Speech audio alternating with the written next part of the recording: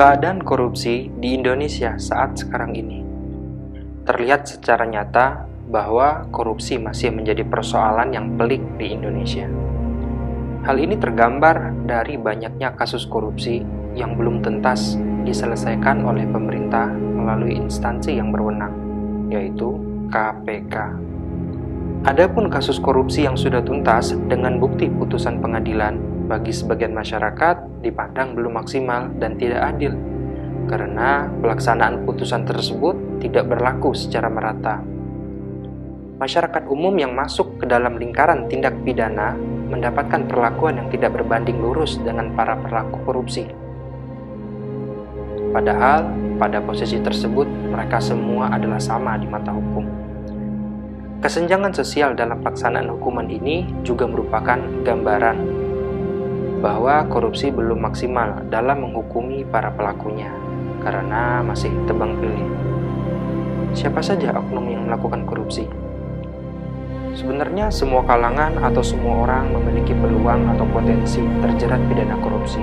Namun potensi besar terjadinya korupsi ada di lingkungan orang yang memiliki jabatan atau power.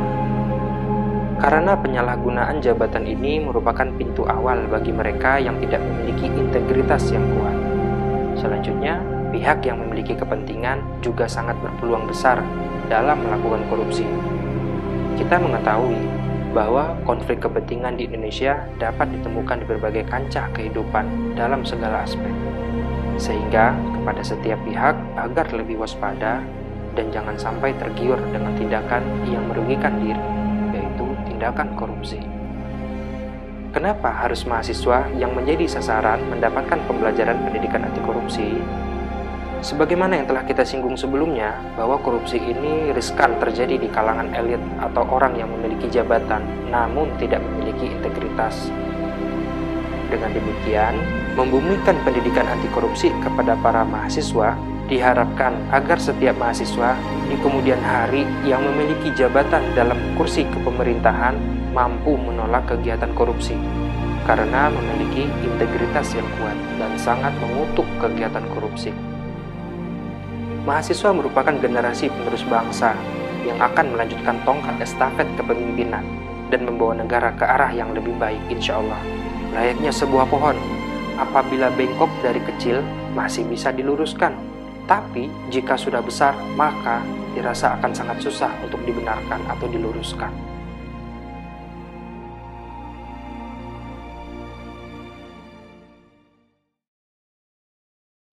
Bismillahirrahmanirrahim. Assalamualaikum warahmatullahi wabarakatuh. Hamdan wa syukran lillahi ta'ala. Salatan wa salaman ala rasulillah allazi ballagha risalah wa addal amanah wa nasal ummah wa jahada fillahi haqqa jihadih wa la yakhafu fillahi lawmata la'im. Amma ba'd. Baiklah. Ini adalah pertemuan pertama kita pada mata kuliah Pendidikan Anti Korupsi. Mata kuliah ini merupakan mata kuliah nasional yang diberlakukan oleh pemerintah pada setiap perguruan tinggi.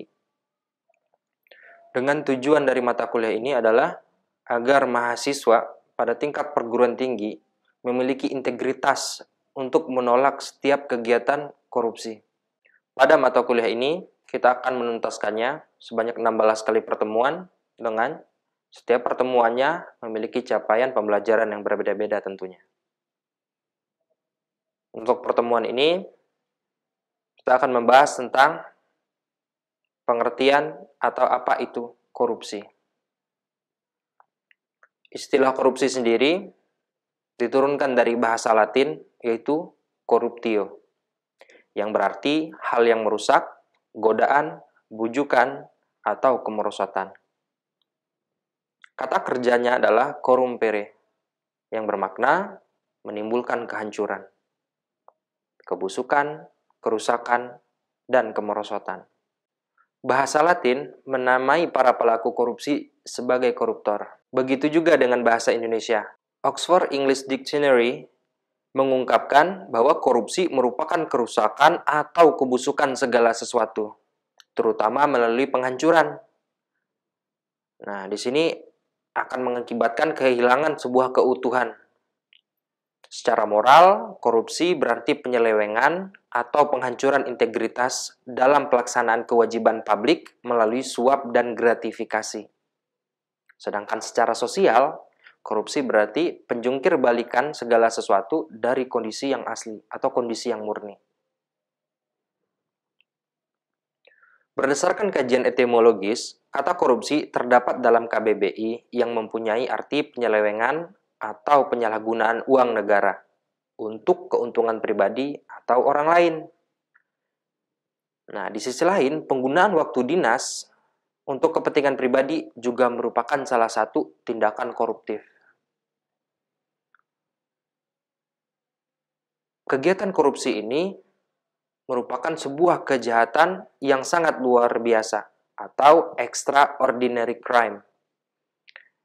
Dengan demikian juga diperlukan upaya yang sangat luar biasa juga atau extraordinary effort. Pemerintah Indonesia melihat sisi strategis dari pemberantasan korupsi melalui pengejawantahan integritas sejak dini yang diimplementasikan kepada setiap mahasiswa yang ada di perguruan tinggi. Sehingga setiap mahasiswa yang ada di perguruan tinggi memiliki integritas. Integritas yang dimaksud yaitu kokoh pendirian atau teguh pendirian untuk menolak semua kegiatan atau tindak pidana korupsi yang ada. Menurut perspektif hukum, definisi korupsi secara gamblang telah dijelaskan dalam 3 buah pasal yang terdapat dalam Undang-Undang Nomor 31 Tahun 1999 Junto Undang-Undang Nomor 20 Tahun 2001. Berdasarkan pasal-pasal tersebut, korupsi dirumuskan ke dalam 30 bentuk atau jenis tindak pidana korupsi. Pasal-pasal tersebut menjelaskan secara terperinci mengenai perbuatan yang bisa dikenakan pidana penjara karena perilaku korupsi. Adapun klasifikasinya, di sini saya klasifikasikan menjadi 7. Yang pertama, ada kerugian keuangan negara. Yang kedua, ada suap menyuap. Yang ketiga, ada penggelapan dalam jabatan. Yang keempat, ada pemerasan. Yang kelima, ada perbuatan curang. Yang keenam, ada benturan kepentingan dalam pengadaan. Dan yang terakhir, atau yang ketujuh adalah gratifikasi. Nah, untuk pasal-pasalnya sendiri bisa dilihat di layar berikut ini. Yang ada di layar ini adalah definisi korupsi atau bentuk-bentuk kegiatan korupsi dalam arti sempit. Sedangkan korupsi dalam arti luas bisa dilihat pada layar berikutnya, yaitu merintangi proses pemeriksaan perkara. Hal ini diatur dalam pasal 21. Kemudian tidak memberikan keterangan atau memberi keterangan yang tidak benar yang diatur oleh pasal 22 Junto pasal 28. Kemudian, bank yang tidak memberikan keterangan rekening tersangka diatur dalam pasal 22 Junto pasal 29.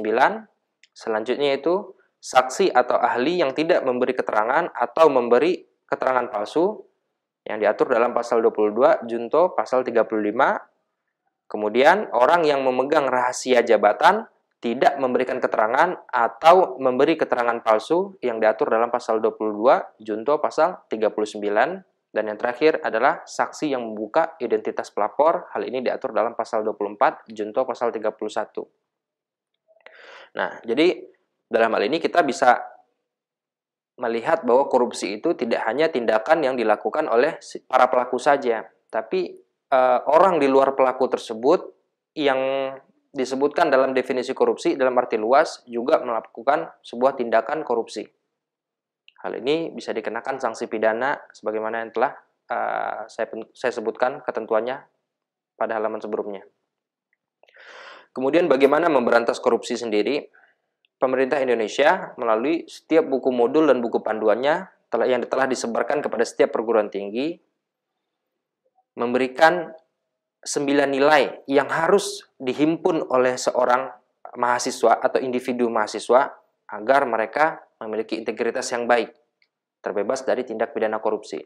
Yang pertama ada kejujuran, yang kedua ada kemandirian, yang ketiga ada kepedulian, selanjutnya ada keadilan, kemudian kerja keras, keberanian, tanggung jawab, sederhana, dan kedisiplinan. Di sisi lain, saya sendiri berpendapat bahwa nilai yang harus dihidupkan di dalam setiap diri manusia atau mahasiswa yang berada pada perguruan tinggi, khususnya di wilayah lingkungan STAI Indonesia Jakarta, ini harus ditanamkan kepada setiap mahasiswa agar mereka memiliki integritas yang sangat tinggi dan mampu serta dapat menolak setiap tindakan korupsi, yaitu mahasiswa harus menumbuh kembangkan rasa malu, kemudian menghidupkan norma-norma agama, menghidupkan nilai-nilai etika akademik, dan membiasakan sikap saling tolong-menolong tanpa mengharapkan imbalan apapun. Korupsi yang ada di Indonesia menjadi persoalan yang sangat serius.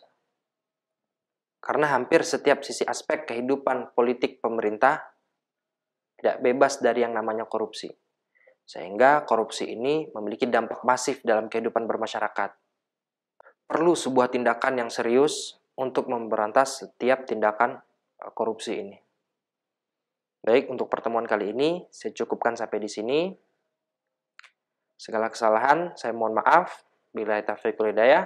Astagfirullahaladzim. Assalamualaikum warahmatullahi wabarakatuh.